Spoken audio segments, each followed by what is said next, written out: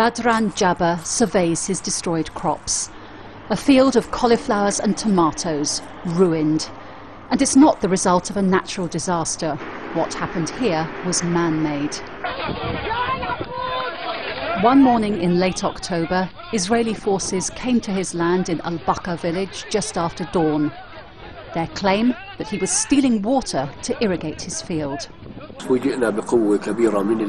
were surprised by a large group of soldiers and settlers who surrounded the entire area. We asked them, "Why are you doing this, and what do you want?" They refused to speak to us.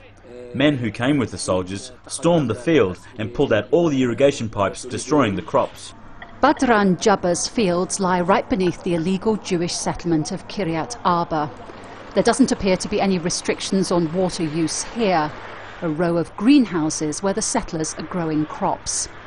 Palestinian farmers in the area believe Israel is depriving them of water to force them off their land, so that the settlement can expand. And they appear to have a point.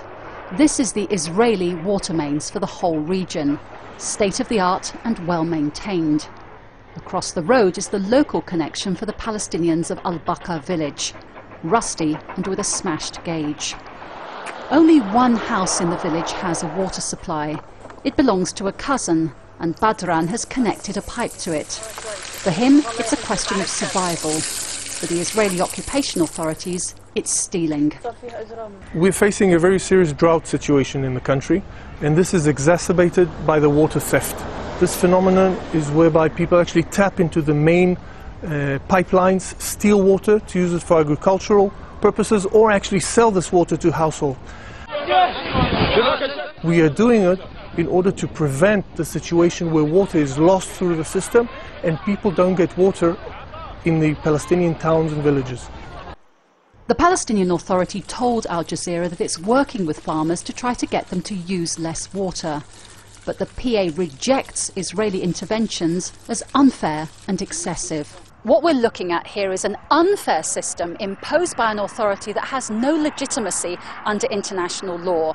And the farmers are fighting that system any way they can. In Badran's case, it means bringing new pipes to water his crops. He calls this a field of resistance, and he will continue to farm his land. Jackie Rowland, Al Jazeera at Al-Baqqa in the West Bank.